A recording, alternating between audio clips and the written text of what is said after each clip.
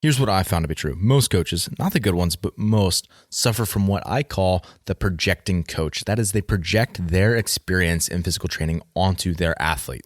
So for example, young coaches tend to give their masters athletes the volume and intensity that they themselves could handle, leaving that athlete burnout and metabolically or mechanically broken.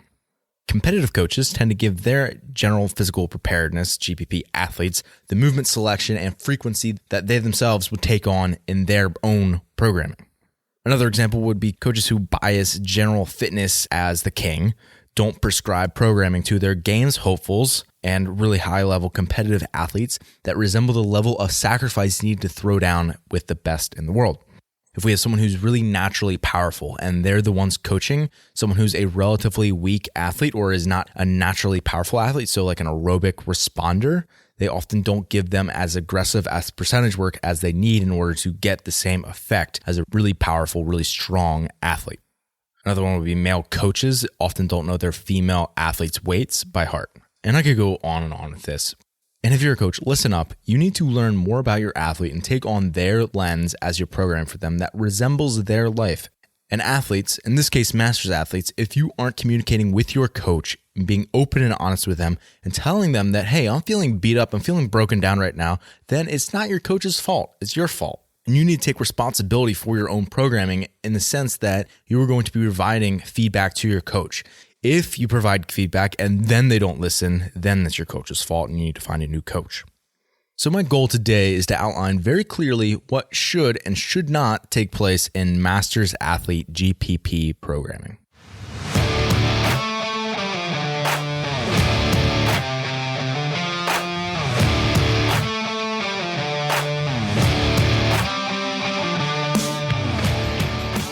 The Fitness Movement is brought to you by Zor Fitness. We offer coaching and individualized program design, as well as educational content for coaches and athletes. It's all one place, zorfitness.com.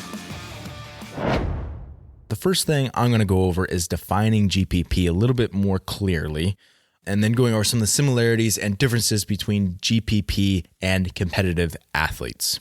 Next, I'm going to go over aging, and specifically what characteristics for a master's athlete are going to be diminishing just because as you get older through the generations, what's going to change.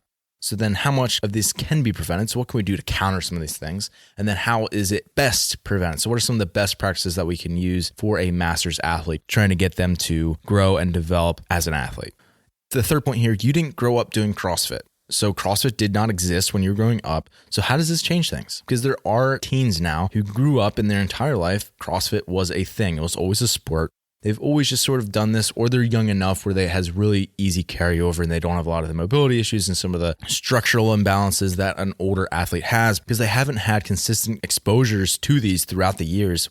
And they weren't doing a lot of these movements for most of their life. So what does that mean? What are the implications of that? How can we counter that through a best practice? And then I'll end off by giving some of the sample workouts for different types or segments of masters athlete populations. All right, let's jump into it. Defining GPP, general physical preparedness. And that's kind of a cool term for saying general fitness. It's like, yeah, I want to generally be in shape. I want to generally feel good. I want to look good. I want to feel good. I want to live long and prosper, that mentality. The first thing we need to realize if we're talking about GPP versus competitive is that people as a whole, doesn't matter if they're young, old, competitive, recreational, European, American, male, female, or any number of other factors, people share more similarities than they do differences. So we can take a lot of the same principles that will apply to any other demographic and apply it onto masters athletes. And if you're within those principles, you're probably going to be just fine. Like it's a good principle to listen to your athlete and have a lot of communication between coach and athlete.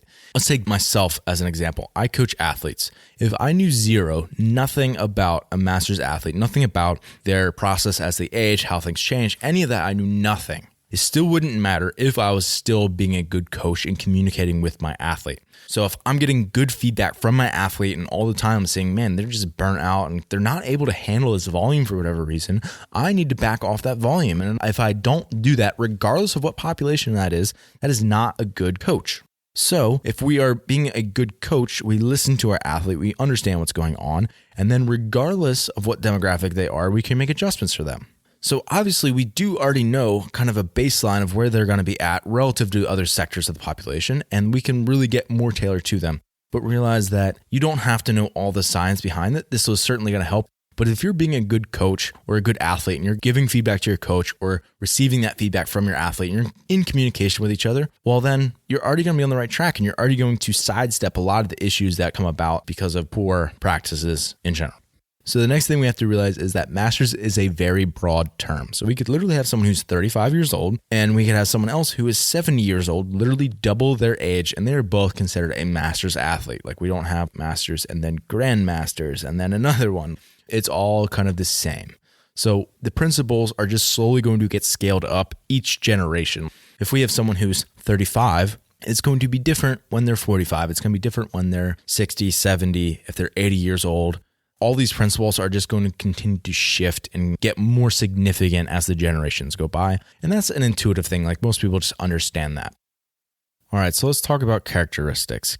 What characteristics diminish with age? And for some of our listeners who aren't a master's athlete, we could probably have all the master's athletes out there, inform them about what aches and pains and things change over time and how they change over time. But I'm going to silo these into 3 different categories. I'm going to say the first one is strength, power, and muscle mass decreases. Number 2 is just speed of recovery decreases. And then 3 is joint irritation increases. And yes, I realize that I could expand this list to several beyond this, but I'm kind of keeping it to these 3 just because I want to keep things relatively simple and straightforward because we don't have to overcomplicate this. And if we do hold to a simple model, it's really easy to just control those factors a little bit better. So let's talk about strength, power, and muscle mass. Why these things are decreasing over time. So I think firstly, this is a behavioral thing. So most people, as they're aging, they stop doing a lot of the explosive activities they were when they were younger, or a lot of the different planes of motion, and they stop exposing themselves to a lot of the more intense stressors in terms of movement out there. So they stop doing things that are plyometric. They stop doing things that involve lifting super heavy stuff. They stop playing pickup and they stop going skiing and like all these little things that younger people don't even think about a lot of the time. And it's not to say that an older person should do none of those things, but you have to be able to maintain a quality of life and to be able to have your fitness practice in this case, because you are a GPP athlete, be able to lend itself to you going and be able to take experiences in your life and be able to enjoy those things. That's the whole purpose of this, is that you can live long and prosper. It's like you want to be able to have your best life. And then the other piece of this is that older populations don't respond nearly as well to hypertrophy protocols. So in other words, muscle building activities. So if we gave 2 people the exact same program and the one was much older than the other one, the younger one is going to adapt much quicker and much faster. And this goes back to recovery demands as well, but just understanding that protein synthesis as a whole is just going to be a lot lower, and that's going to make that a lot more challenging. So we're going to go over the implications of these in a second, but we're going to stick with the characteristics for now. So number 2 is going to be the speed of recovery decreasing. And the first reason for this, the reason this is happening, is because less sex hormones are produced. So there's less testosterone, there's less estrogen, and because of that, protein synthesis is going to slow. And as someone gets out of a childbearing age and they're not fertile anymore, there's no reason to produce those sex hormones in the same quantity. So it's going to diminish naturally, and that's part of the reason this happens.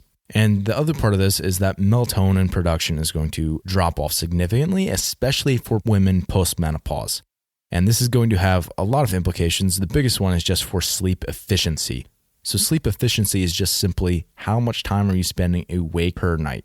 So the more time you spend awake, the less sleep efficient you are. So just because you're spending more time in bed does not mean that you're getting more sleep. I think we're all pretty aware of that. So if we could increase the amount of sleep that we have while we're in bed, so sleep efficiency improves, and we can also improve the quality of that sleep. So we're getting more deep sleep, more REM, going through all the cycles that we need to be.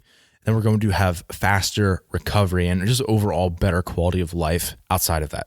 And also we just want to be efficient. Like we don't want to have to spend more time in bed than we need to. So if we can be more efficient with our time in bed, that's great because it allows us to be present in other spaces in our lives. And that's the whole point.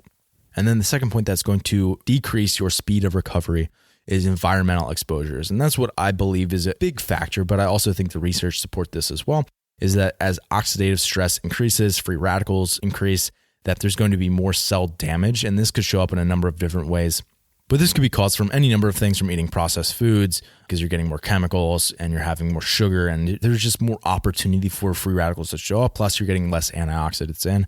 someone's using prescription drugs, if you're getting more pollutants than just time taking in pollutants is higher, pesticides, if you're a smoker, and all these risk factors that, yes, they're impacted when you're younger as well, but it starts to accumulate and kind of catch up with you as you get older.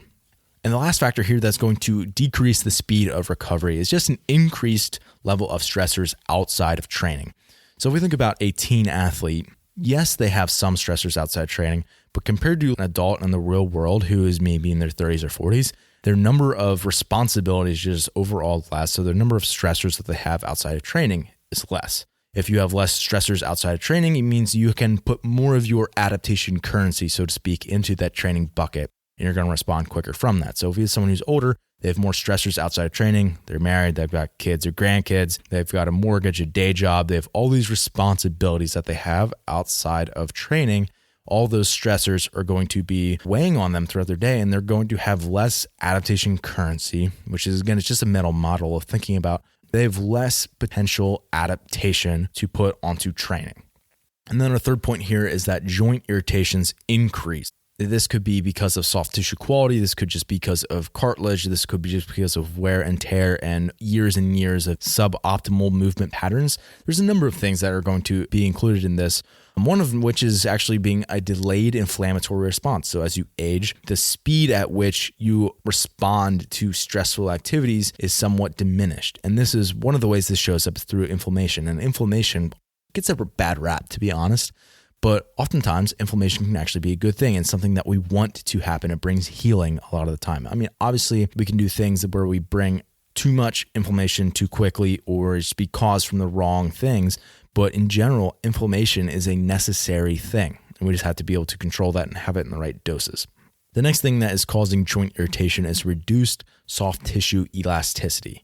So in other words, your muscle tissue, your tendons, your ligaments are not as pliable, and think literally just kind of stretchy and reboundy like a rubber band. They don't respond as quickly. They don't have resiliency in the same way that they did when you were younger.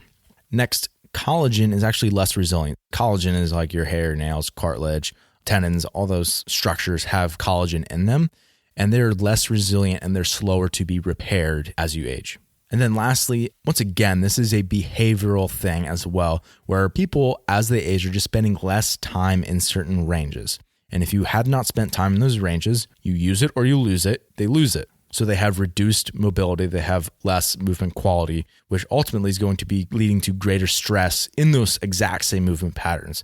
So if I have a young person and they move very well and they do 300 air squats in Murph, they're going to have much less stress in their body than an older person who doesn't have the mobility and they don't have the movement quality. So they're putting more wear and tear on their joints. That 300 reps is not the equivalent of the 300 reps for the young, good mover. It's a lot higher than that. And then they also respond slower to that. So it's a double-edged sword. So we have to be more careful in giving volume to masters athletes. And joint irritations is a big part of that. Next, I'm going to go through two sections. The sections are going to be training priorities, so things that we're going to increase doses of, and then reduced training exposures, so things that we're going to be decreasing doses of. So we're going to start on the training priorities. So really all the things that diminish with age, we need to make sure that we're countering, and therefore we're going to be increasing the training priority. It doesn't necessarily mean that we're giving you more volume of these things. It just means that we are increasing the priority of it in your training. So the first thing is going to be strength and power. And those things aren't exactly the same, but they go very closely. The stronger someone is, they tend to be more powerful. We can just think of power as being the merger of strength and speed. And strength and speed are two qualities that as someone ages, they're going to both diminish. So power is also going to go down as well. And for me, I'm going to give this athlete just a lot of exposures of fundamental motor patterns.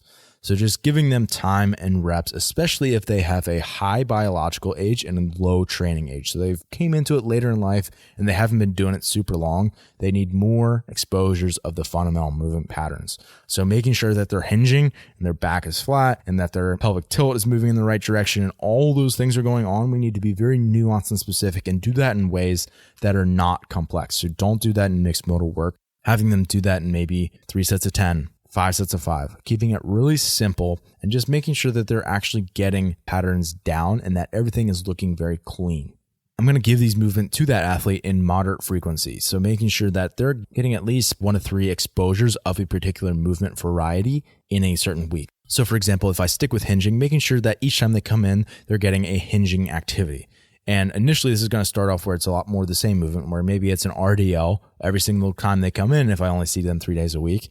And slowly over time, introducing new variants, whereas maybe if I have someone with a high biological age and a high training age where they've been doing this for a really long time, I'm going to give them a different dose or a different movement almost every time they come in, where it could be a kettlebell swing, it could be a good morning, it could be an RDL, it could be a sumo deadlift. There's a million different options for that athlete, but they're all hip hinges and they can be able to recognize that.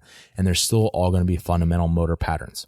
And then lastly, I'm going to make sure I'm focusing on quality of their movement versus the quantity of that. So making sure that they're able to have very high movement quality and that they don't need the volume, especially as they break down and compensations show up.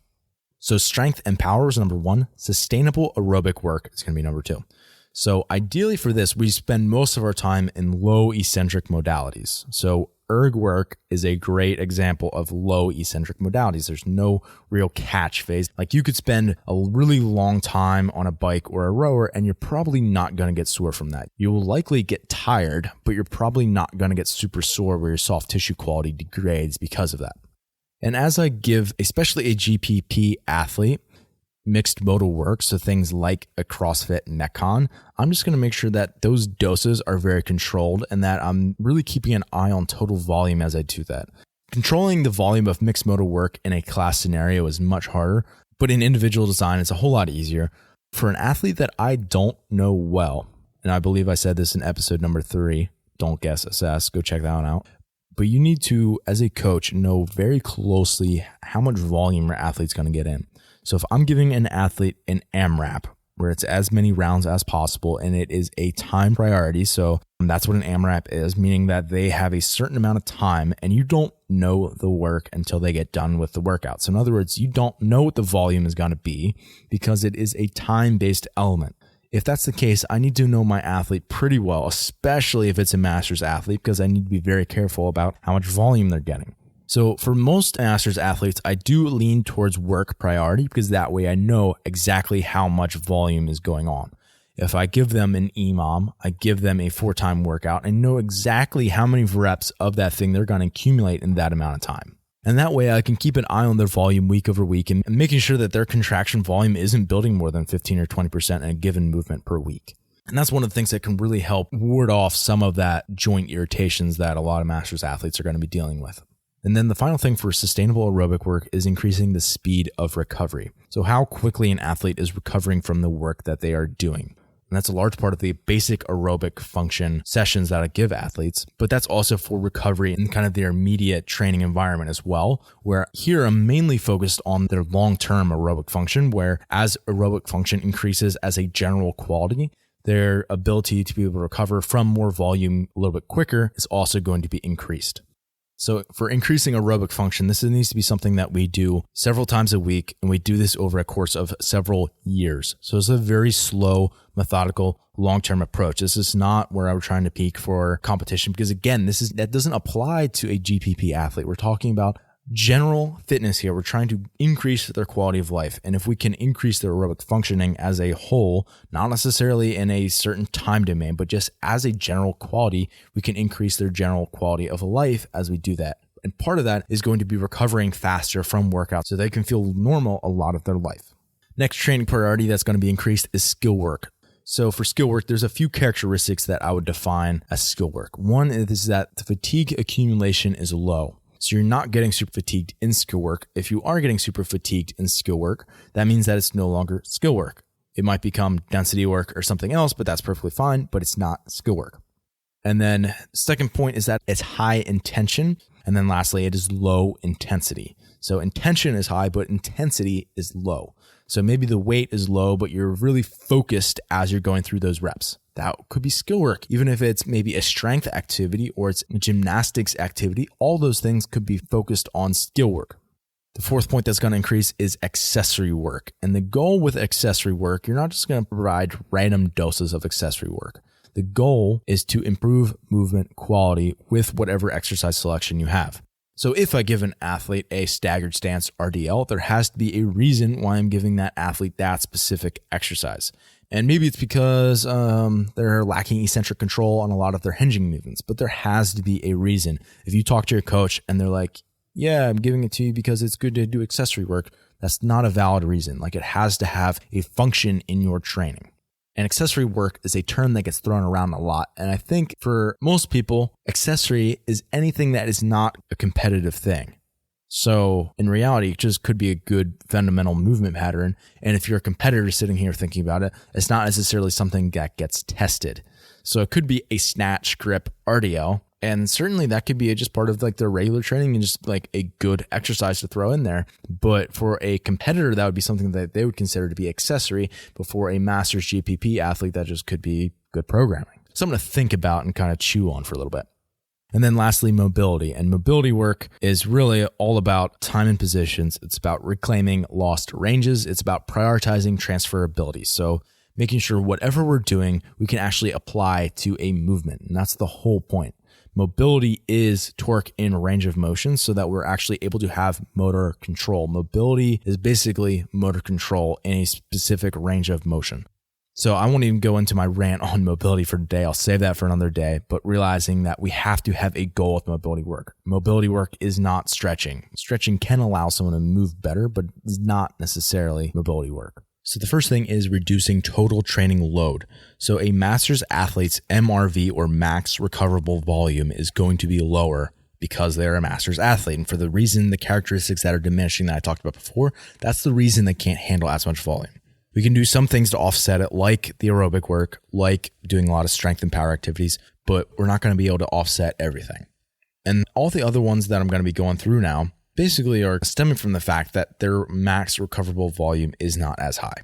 So first is a specific pattern frequency. So how often are we hitting a certain movement pattern? Because ultimately this is going to be producing a lot of joint strain for that athlete. So for example, we could have, what is your total contraction volume in bilateral squatting across a week of your training? Whereas if we bump that up too quickly, or we just give them too much in general, that's going to create a lot of joint strain.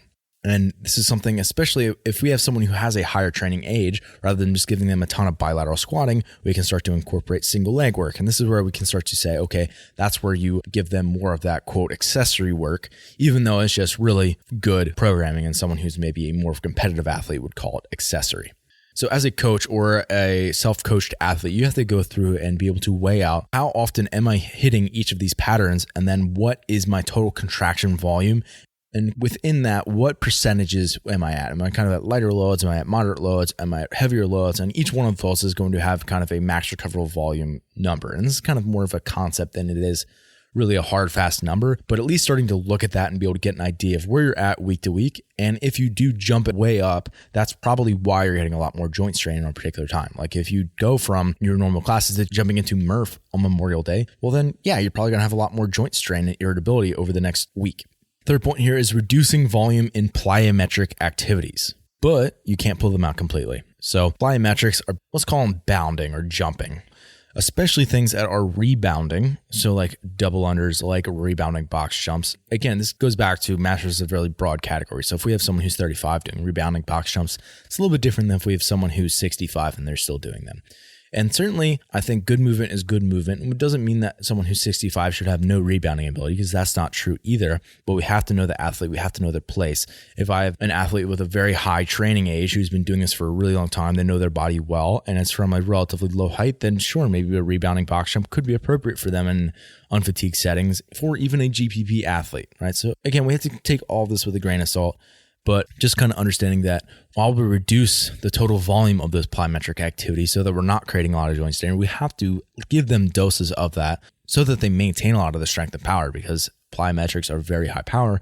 So we just have to keep the volume very low on those activities. Because the biggest thing with plyometrics is the volume. It has less to do with the intensity. As long as their tissues are prepared to handle that, it's more about the volume. Next, I would consider removing high-risk movements.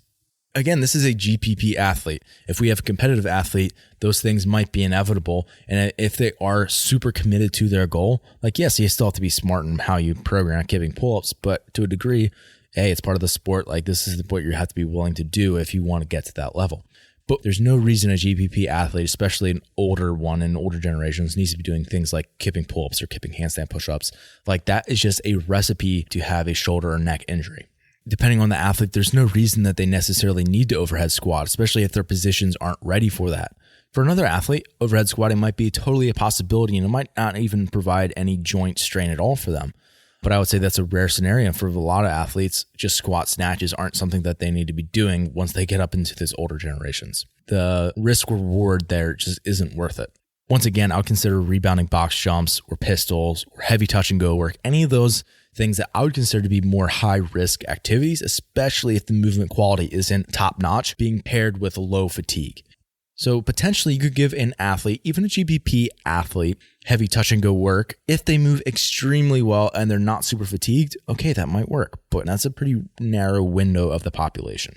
Next, we have to think about increasing exposures of new movements slowly. So this reduces the likelihood of them getting DOMS, so delayed onset muscle soreness. This is a general fitness athlete. The goal is for not them to be limping around because they're so sore. The goal is for them to live long and prosper. And I keep saying that because I want you guys to get it. Understand that as a GPP athlete, your goal is not to trash yourself in the gym every day. The goal is for you to move well and to do that for generations to come. It's not to slam yourself into a wall on a daily basis in training. That's not the goal. The goal is not a brutal acute dose. The goal is long-term improvements. And then lastly, the number of lactic efforts will go down. So the idea here is just keeping the total CNS whole lower. So a young athlete is going to be able to respond much quicker, once again, because they have more, quote, adaptation to currency. So they're going to be able to respond quicker from a bunch of lactic efforts. For an older athlete, they're just going to feel super beat up and burn out because of that. Okay, so there you go, guys. Hope that was helpful. If you want 3 sample workouts that I wrote for a master's GPP athlete, rather than me reading them to you over this podcast, for the sake of time, I'm going to put them in the show notes and you'll be able to download them. So go to zorfitness.com/podcast/009, this episode number, and you can view those sample workouts there. So a few closing remarks for a master GPP athlete. Advice that I would have for them. Number 1, be patient. So on average, an athlete who goes into any new activity for the first 5 to 7 years, they're going to see improvement. So it doesn't matter what age you start, that 5 to 7 year window applies. So even if you're like my father and at 50 years old, you pick up cycling and you start working at that, be patient. You're going to have 5 to 7 years of improvement. And that was accurate for him. It's probably going to be accurate for you. As long as you don't go so aggressively that you get injured and you fall into some of those pitfalls, as long as you're patient and methodical and focused and have high intention in your training, you're going to be just fine. My second thought here is work with a coach. Work with a coach who understands your needs as a master's athlete. So chances are, if you're jumping into class, that is not appropriate for you. It might get adapted because you are working with a coach, but if you're not working with a coach or your coach is prescribing things that make you feel burnout or beat up all the time, then please get with a coach that actually knows their stuff. I work with a few master's athletes and I would be happy to work with you. So just feel free to email me at ben@zorfitness.com. Next, I would say listen to your body and adjust course as needed. So listen to your body, start to develop that intuition of when you need to go a little bit easier, when you can turn it up a little bit, and then adjust course. So adjust your programming, talk with your coach, give feedback. Programming needs to be living and breathing. It needs to adapt with you as an athlete as your life changes. Think long term. Don't think in terms of weeks or months. Think in terms of decades. And so I think that's something that a lot of athletes, as they age, they do a lot better with. Actually, I think for most part, it's younger people who have less perspective. But still, being patient with yourself within your movement practice and still allowing time, decades of time, because that is the goal. The goal is to live long and prosper. As part of this thinking long term, don't sacrifice your short-term mental or physical health to chase a goal. Likely, even if you are a GPP athlete, you still have goals, training-related goals that you want to go after. Don't sacrifice your long-term mental or physical health by going after those things. It's not going to be worth it. I promise you that. Think long-term. Get outside of the box. Like literally get outside of your gym. Be outside. Do things outside with your fitness that you can enjoy. So another thing about thinking long-term is allowing your fitness practice to allow you to be more present, not less present. So allowing you to show up more often to the things in your lives that you want to be present for, rather than you avoiding those things or missing out on those things because you're at the gym. The goal is for your movement practice to allow you to go outside of the gym and be more present and be more engaged with your kids and grandkids and your family and things that matter to you the most. Those are the things that matter in the long terms. Show up for those things and don't live inside the gym. Thanks for listening today. If you're someone who just started listening to the show, I would encourage you to subscribe so you can stay up to date. If you're someone who's been listening for a while, I would encourage you to rate and review the show. And lastly, the best thing that you can do to support our work is also the best thing that you can do for your performance. And that is by hiring one of our coaches. Until next time, stay the course.